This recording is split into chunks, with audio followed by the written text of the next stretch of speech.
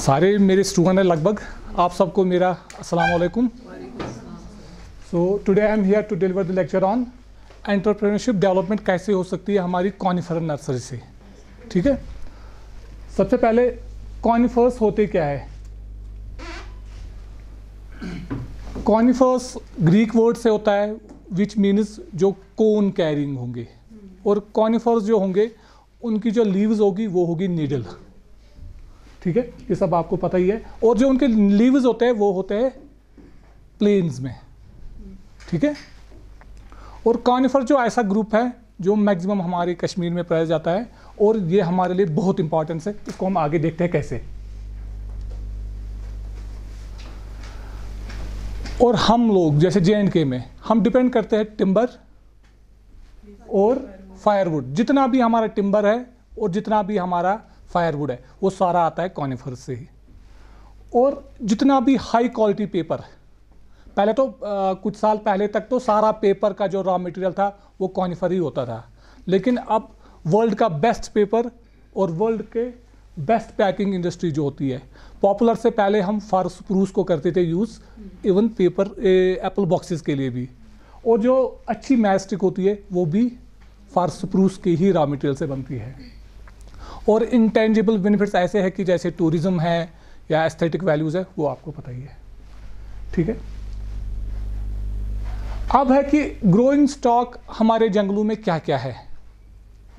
अगर हम growing stock of J&K forest देखें, deodar contributes about 5.31% of the total growing stock in the forests of J&K।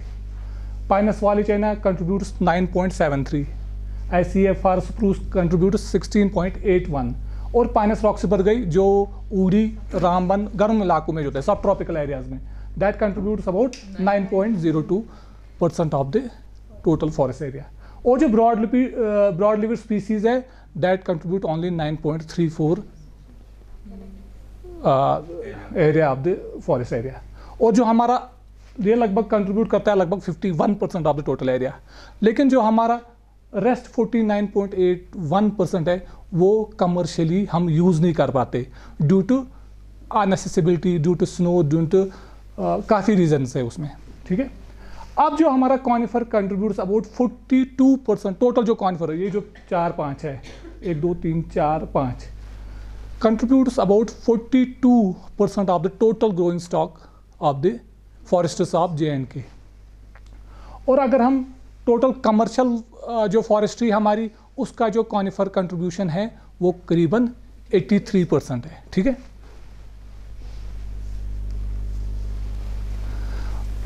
Conifer आपको पता ही है कौन, देवदार है, फॉर स्प्रूस है, पाइन है, एबीज पिंड्रो है और पीसिया सुमिथाना है।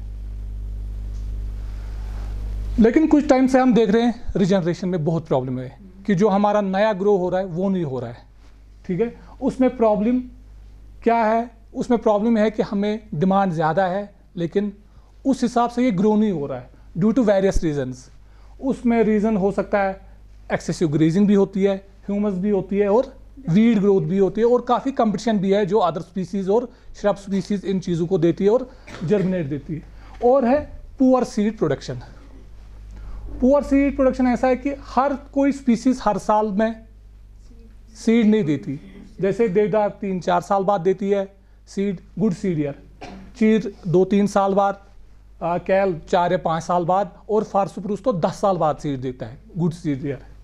ठीक है, ये है मेन इनका कंट्रीब्यूशन। अब मेरी एक स्टूडेंट है स्नोफर जहरा, उसने हमने ट्राई किया जो कश्मीर का सबसे बेस्ट स्टैंड है वो है गुलमर्ग फॉरेस्ट एरिया। तो हमने वहाँ देखा कि रिजनरेशन सक्सेस कितना हो रहा है। तो हमने कुछ स्पीसीज़ हैं जैसे टंगमर्ग है, बाबा ऋषि, जो हमारे यूटी का one of the best stands है, फॉरेस्ट स्टैंड्स। और हम देख रहे, आप लास्ट में देखोगे जो हमारा रिजनरेशन सक्सेस है वो करीबन 1% है, 3% है, हार्डली मैक्सिमम किसी स्पीसीज़ में कहीं पर 5% है। ठीक है, रिजनरेशन सक्सेस मीन जो renewal of the new crop हो रही है। तो अल्टीमेटली बहुत प्रॉब्लम है क्योंकि डिमांड ज़्यादा है, ग्रो नहीं हो रहा है, रिजनरेशन सक्सेस नहीं हो रही है। और मेरी दूसरी स्टूडेंट है सुरैया तस्वीर, उसने काम किया है, हमने डिफरेंट एज ग्रुप क्लास किए कि एक साल जिनकी एज है वो कितने प्लांट्स हैं, वही जो कन्वर्ट होता है 10 साल के बाद कितने होंगे और वो 20 साल के बाद कितने होंगे। अब अगर ब्लू वाला देखोगे ना, ये है वो स्पीसीज जो उनकी एज 1 साल है, तो ये करीबन हमें 2000 में मिलते हैं, 1000 है, 2000 है, 1500 के आसपास है। और जो रेड वाला है वो है 10 साल बाद ये कितने ट्रांसफर होते हैं। यही 2000 वाला फॉर एग्जांपल यहाँ लीजिए आप, ये 2000 करीबन 40 से 50 बचते हैं 10 साल बाद। और ब्लू और जो ग्रीन जो है वो है 20 साल बाद, वो बचते हैं 2 या 3। अल्टीमेटली जो एक स्टेज से अगले स्टेज में जाते हैं वो बहुत कम जाते हैं। ठीक है, समझ आ रही है बात। और कुछ स्पीसीज में तो 0 है कि अगले स्टेज में जाते ही नहीं। ठीक है, तो इसका मतलब है रिजनरेशन प्रॉब्लम बहुत ज़्यादा है। और ये भी गुलमर्ग फॉरेस्ट डिवीजन है जो हमारा one of the best stands है। अब इसका सोल्यूशन क्या है? रिजनरेशन प्रॉब्लम इतनी है, इसका सोल्यूशन है हम खुद कल्टिवेट करें। वही है ना, ताकि मास प्रोडक्शन हो जाए हमारे, क्योंकि डिमांड बहुत ज़्यादा है। और ये जो डिमांड और सप्लाई में गैप है ना, इसको आपने करना है यूज़ एज एन एंटरप्रेन्योर, कि हम अपना वहाँ कहाँ से देंगे, हमारा फ़ायदा कहाँ से होगा। डिमांड बहुत ज़्यादा है, आपको पता ही है, और सप्लाई है ही नहीं, कई स्पीसीज में तो 0 है। तो इसको, ये जो हमारे पास ये अपॉर्चुनिटी बनती है कि हम डिमांड को यूज़ करें और सप्लाई हम दें, हम कल्टिवेट करें कॉनिफर्स को और हम बेचें और हम उसमें से अपना एंटरप्रेन्योरशिप या लाइवलीहुड कमाएं। ये है इसका शॉर्ट। अल्टीमेटली इसका सोल्यूशन है नर्सरी टेक्नोलॉजी ऑफ कॉनिफर्स। अब है एक बात कि नर्सरी होती क्या है। नर्सरी वो एरिया है जिसमें हम छोटे प्लांट उगाए, अलग से उगाए, और उनको फिर हम ट्रांसप्लांट करें जहाँ भी हमारी डिमांड है और जहाँ हमने प्लांटेशन करनी है, और सप्लाई भी करें और कंजर्व भी करें। अब इसकी इम्पोर्टेंस क्यों है, क्यों हमें नर्सरी बनानी है? एक तो हमें प्लांटिंग मटेरियल जब भी चाहिए होगा हमारे पास अवेलेबल रहेगा। इसमें डिटोरेशन की जो प्रॉब्लम्स हैं हमें वो कम हो जाती है। इसमें जिस साइज़ का आपको प्लांट चाहिए वो मिल जाएगा। और प्लांटिंग मटेरियल अगर आपको काफ़ी स्केल पे बनाना है, आपका जो कॉस्ट हो जाएगा वो कम हो जाएगा। ठीक है, आगे और एक बात है कॉनिफर्स में प्रॉब्लम, अगर आप छोटा वाला ये प्लांट देखो ना, फोटो, इस प्लांट को आपको पता नहीं चलेगा ये किस प्लांट का है, ये देवदार का है, ये फार का है, ये स्प्रूस का है या टेक्सास का है। इस एज पे ये है जो 3-4 महीने बाद वाली सीडलिंग होगी, इसको आप पहचान नहीं पाओगे। अगर आपको फॉर एग्जांपल कहीं जगह रिजनरेशन देखनी होगी ना, आप इस स्टेज पे नहीं बोल सकते कि ये कौन सा है, तो आपको, लेकिन जब आपके नर्सरी में जो सीड होगा वो अल्टीमेटली वो इजीली आइडेंटिफाई हो जाएगा। हाँ, और जो नर्सरी ग्रोन सीडलिंग्स होते हैं वो वहाँ की सॉइल के लिए और क्लाइमेट के लिए बेटर होती है। और जो इंसेक्ट अटैक होता है या फंगल अटैक जो होता है जंगलों में, वो कम हो जाता है हमारे नर्सरी में, क्योंकि मेंटेनेंस ज़्यादा होती है और जो भी हमारी रिक्वायरमेंट है वो हम पूरा कर सकते हैं। अब है कि वेरियस फॉरेस्ट नर्सरीज किस टाइप की होती है। पहला है on the basis of size. अगर किसी नर्सरी का साइज लेस देन 3 हेक्टेयर है तो वो स्मॉल होगी, 3 से 10 है तो वो मीडियम होगी, और 10 से अबव है तो वो लार्ज नर्सरी होगी। ऐसी on the basis of irrigation facility, अगर ड्राई होगी, हाँ, जो इरिगेशन के बगैर है तो वो ड्राई है, अगर इरिगेटेड है तो वो वेट है। ऐसी है बियर रूट नर्सरी और कंटेनर नर्सरी। बियर रूट होती है जो, हाँ, डायरेक्टली हम सोइंग करते हैं और डायरेक्टली निकाल के हम वहाँ करते हैं। और कंटेनर नर्सरी जो हम पॉली बैग्स या और किसी कंटेनर में हम लगाते हैं डायरेक्टली, फिर उनको वहाँ से डायरेक्टली प्लांटिंग के लिए शिफ्ट करते हैं। और एक है कि सीडलिंग नर्सरी और ट्रांसप्लांटिंग नर्सरी में क्या फ़र्क है। सीडलिंग नर्सरी है a nursery which is only for seedling beds, वही सीड डाला जाता है और वही उग जाती है। और ट्रांसप्लांट होती है, कहीं हम सीड लगाते हैं, वहाँ से उसको ट्रांसप्लांट करके दूसरी जगह करते हैं। Very good. फिर है on the basis of ownership. For example हमारे फैकल्टी में कोई नर्सरी होगी वो इंस्टीट्यूशनल होगी। ऐसी है गवर्नमेंट नर्सरीज जो कोई गवर्नमेंट फॉर जब लाइक फॉरेस्ट गवर्नमेंट करती है, फॉरेस्ट डिपार्टमेंट करती है, किसी होती है किसी इंडस्ट्री की नर्सरी, कोई होती है कोई प्रोजेक्ट आ जाता है कि इस साल का हमने इस फॉर एग्जांपल इन ड्यूनिड हिल्स के लिए एक नर्सरी बनानी है, प्लांटेशन करनी है, हम उसी टाइम यहाँ नर्सरी बनाएंगे, वो प्रोजेक्ट जब खत्म हो जाएगा उसी के साथ वो भी खत्म हो जाएगी। और है फिर इंडिविजुअल्स की नर्सरी, फॉर एग्जांपल आप स्टार्ट करना चाहते हो, जो आपकी नर्सरी होगी वो बनेगी इंडिविजुअल नर्सरी। अब है फैक्टर्स क्या है किसी भी चीज़ के लिए इम्पॉर्टेंट, उसका जो वेरी इंपॉर्टेंट फैक्टर है वो है वाटर सप्लाई। हाँ, जितना भी जो भी नर्सरी होगी उसको थ्रू आउट ईयर पानी चाहिए होगा, तो आपका जो नर्सरी हो उसके पास वो इम्पॉर्टेंट है कि उसके पास वाटर सप्लाई हो। और वो वाटर सप्लाई किस पे डिपेंड करता है, नर्सरी का साइज़ क्या है, सीज़न क्या है, टाइप ऑफ सीडलिंग्स क्या है, फिर है लोकेशन। हाँ, ये सेंट्रली लोकेटेड होनी चाहिए और उस नर्सरी में कोई ऐसा बिल्डिंग नहीं होनी चाहिए या प्लांट्स बड़े नहीं होने चाहिए जो उसको छांव दे या ऑब्स्ट्रक्ट करे। और तीसरा है एसेसिबिलिटी। हाँ, ये इजी एसेसिबल होनी चाहिए, रोड होना चाहिए इजीली अवेलेबल, और जहाँ से भी आपकी ट्रांसपोर्टेशन फिर इजी हो सके। और टोपोग्राफी कैसी होनी चाहिए, नॉर्मली अगर आपकी सैंडी सॉइल है तो वो फ्लैट होनी चाहिए, अगर क्लेई है तो थोड़ा सा स्लोपी होना ज़रूरी है ताकि पानी ना जमा हो जाए। और जो बेस्ट है कि आपका स्लोप 6% के आसपास होना चाहिए। और ग्राउंड कवर क्या होना चाहिए, बेसिकली इन सीड्स जो हैं ये कॉनिफर्स जो होते हैं ये होते हैं मोस्टली शेड लविंग, तो इनको इनिशियल स्टेज में थोड़ा शेड चाहिए ही चाहिए, तो इनको थोड़ा सा ग्राउंड कवर होना चाहिए ज़रूरी। ऐसी है सॉइल कंडीशंस, ये जो भी कॉनिफर्स है ये बेस्ट ग्रो होते हैं एसिडिक सॉइल में, तो जो सॉइल का पीएच होना चाहिए वो होना चाहिए 5.5 से 6.5 तक, और ह्यूमस भी ज़रूरी है। और क्लाइमेटिक कंडीशंस, ये क्लाइमेटिक कंडीशन इसलिए ज़रूरी है क्योंकि ये पर्टिकुलर किसी क्लाइमेट में वो ग्रो होते हैं, तो उसका लोकल जो उसको सूट करता है क्लाइमेट वही होना चाहिए। और वहाँ जो वो एरिया है वहाँ लेबर सप्लाई चीप होनी चाहिए और इजी होनी चाहिए कि इजीली आपको लेबर मिले और चीप बेसिस पे मिले। ऐसे ही है कि हम प्रिपेयर कैसे करें किसी भी साइट को, हम प्रिपेयर कर सकते हैं मैनुअली भी, हम कर सकते हैं मशीन से भी, और हम कर सकते हैं केमिकल से। ये एक एग्जांपल है हमारी फैकल्टी का ही है, और जो बच्चे preparation of the ground work कर रहे हैं।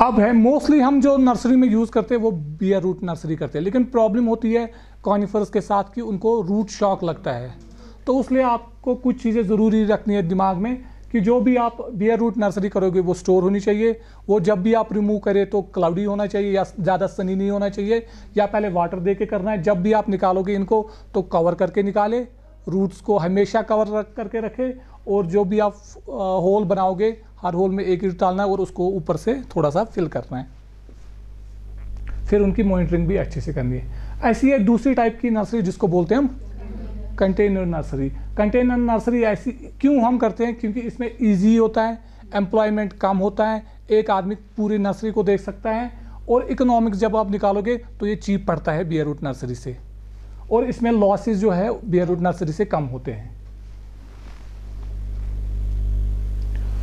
हाँ, आपने नर्सरी बनाई, अब है आपको सीड की ज़रूरत है, तो पर्टिकुलर किसी हर स्पीसीज़ के लिए अपना एक सीड कलेक्शन का टाइम है।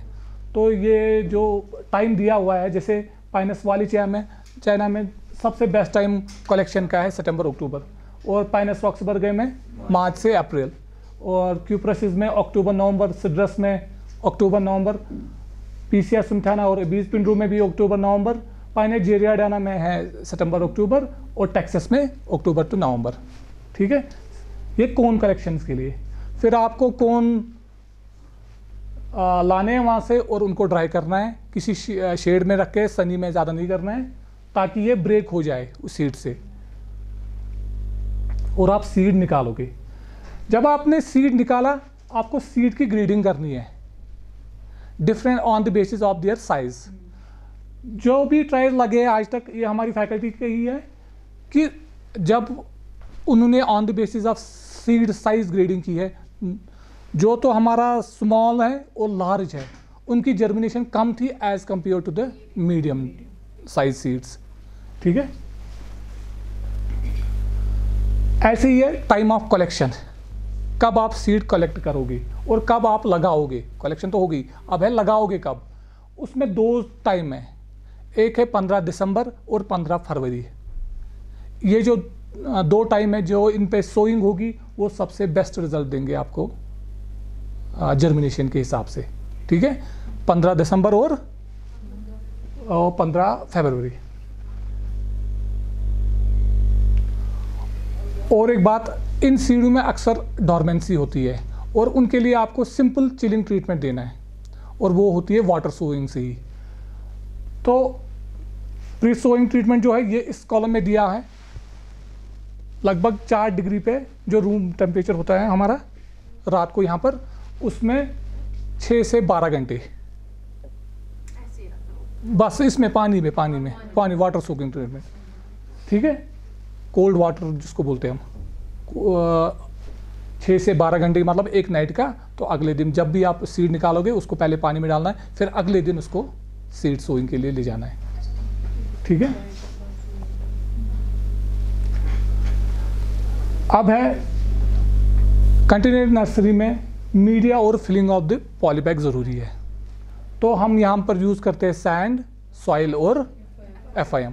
रेशो होगा 1:2:1, यानी मतलब 2:1:1। सॉइल 2, सैंड 1 हिस्सा और FIM उसको अच्छे से छानना है, अच्छे से मिक्स करना है, फिर पॉलीबैग्स को भरने हैं। ये स्टूडेंट्स ही है यहाँ के। अब है, अगर हम इस चीज़ को एनालाइज करें तो इसमें स्ट्रेंथ्स क्या है हमारी। ठीक है, पहला है कि आपको ट्रेडिशनली सब कुछ पता है कि ये कैसे होता है, आपको इसके बारे में थोड़ा सा नॉलेज पहले से ही है, तो ये हमारी स्ट्रेंथ है। हाँ, ठीक है, और आपको इन चीज़ों की हैबिटेट के भी बारे में पहले से ही पता है, और आपको यहाँ के क्लाइमेट और इन चीज़ों को किस क्लाइमेट में ग्रो होती है ये भी आपको पहले से ही इंफॉर्मेशन है। तो ये हमारी स्ट्रेंथ है। और जो इन चीज़ों को स्टार्ट करने में ज़्यादा आपका ना मैन पावर लगेगा, ना स्किल होना चाहिए, और ना ज़्यादा इंफ्रास्ट्रक्चर की ज़रूरत है, और डिमांड भी है। ये चीज़ें हमारी स्ट्रेंथ है। अब उसमें कुछ वीकनेसेस भी हैं। आप सोचोगे कि आज मैंने लगाया कल मेरे को पैसा वापस मिलेगा, वैसा नहीं होगा। ये इसमें बहुत बड़ी वीकनेस है। और एक बात है, हमारे पास कोई ऐसा इंफॉर्मेशन सिस्टम भी नहीं है कि जो हमें बोले कि 4 महीने बाद हमें 1 लाख सीडलिंग दे दो या 10,000 सीडलिंग दो। ये भी यहाँ पर वीकनेस है। और एक बात, अब आप अगर कोई भी बिजनेस करते हैं ना स्टार्ट, अदर देन ये, वहाँ ऐसा होता है कि बाप को पता होगा कि अगर मेरा बेटा हुआ है आगे, वो इसको हैंड ओवर करेगा और मैं उसको हैंड ओवर करूँगा, वो आगे चलाएगा। इस केस में थोड़ा सा वो डाउट रहता है कि पता नहीं मेरा बेटा आगे ये काम करेगा कि नहीं। ये इस ऑर्गेनाइजेशन की सबसे बड़ी वीकनेस है। और कोई भी ऑर्गेनाइजेशन ऐसी नहीं है जो एक्सक्लूसिव बोले कि हाँ हम सिर्फ प्लांटेशन करेंगे। और अगर कोई ऑर्गेनाइजेशन करती भी है प्लांटेशन, उसका कोई श्योर नहीं है कि वो अगले 5 साल बाद या 10 साल बाद बनना हो जाए या उसको चेंज ना करे। ठीक है, ये चीज़ें इस सिस्टम में वीकनेसेस है। अब है कि अपॉर्चुनिटी हमें कहाँ देखनी है। अपॉर्चुनिटी है कि अगर हम थोड़ा सा भी कमाए कुछ भी अपना लाइवलीहुड का, तो थोड़ा सा सोशली हम अपलिफ्ट हो जाएंगे। हमारी सोसाइटी थोड़ी सी सोशली इकोनॉमिकली थोड़ी अपलिफ्टमेंट हो जाएगी। और एक बात, जब 2-3 नर्सरी वाले होंगे, अल्टीमेटली हम चाहेंगे कि हमारा जो क्वालिटी प्लांटिंग मटेरियल है वो सबसे बेस्ट हो, तो उसमें काफ़ी इम्प्रूवमेंट होने की अपॉर्चुनिटी है। और एक बात की, जो इन चीज़ों में नॉलेजेबल प्रैक्टिस है वो और ज़्यादा अच्छी हो जाएगी। ठीक है, ये अपॉर्चुनिटीज़ है इनमें। और लेकिन इसमें कुछ थ्रेट्स भी है। अगर किसी फार्मर का प्लांटिंग मटेरियल नहीं बिका तो वो उसको डिस्करेज करेगा आगे जाने से। ठीक है,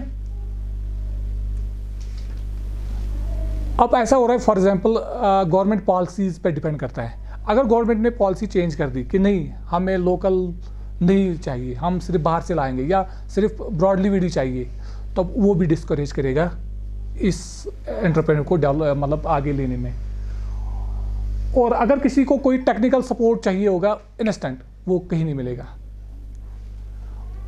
और हमें कोई इंफॉर्मेशन नहीं है कि इसमें क्या इम्प्रूवमेंट की ज़रूरत है या क्या क्या इम्प्रूवमेंट हो रहा है। और अगर कोई एक भी फेलियर हुआ इस चीज़ में, तो आगे को वो डिस्करेज करेगा और पीपल्स को इसमें आने से। ठीक है, ये इसमें थ्रेट्स है। तो आपने स्ट्रेंथ्स भी देखे, अपॉर्चुनिटीज़ भी देखी, वीकनेस भी देखी और थ्रेट्स भी देखनी है। फिर भी हमने एक एक्सपेरिमेंट है यहाँ पर चलता है हर साल ELP का, तो उसकी हमने एनालाइज की थी कि उससे क्या मिलेगा हमें, कॉस्ट बेनिफिट रेशियो कितना हमें ज़्यादा मिलता है। For example bed preparation, 6 bed उन्होंने बनाए थे, इनको लगे थे 5 मैन डेज, और उस टाइम जो रेट था वो 600 रुपये पर लेबर का था। उस हिसाब से कितना बना वो 3000। सीड लिया था इन्होंने देवदारा का, जो मार्केट वैल्यू था 800 रुपये पर kg का, तो उन्होंने 600 ग्राम ही लिया था, तो वो बना 480 रुपये का। फिर सीड सोइंग लेबर एक लगा था उनको, जिसने सो किया था, एक दिन में किया था, उसको 500 रुपये दिए थे, तो 500 रुपये। पॉली बैग जो लिए थे 3000 लिए थे, वो 12 kg के हिसाब से 165 रुपये 1 kg का रेट है, वो बनता है 1980 रुपये।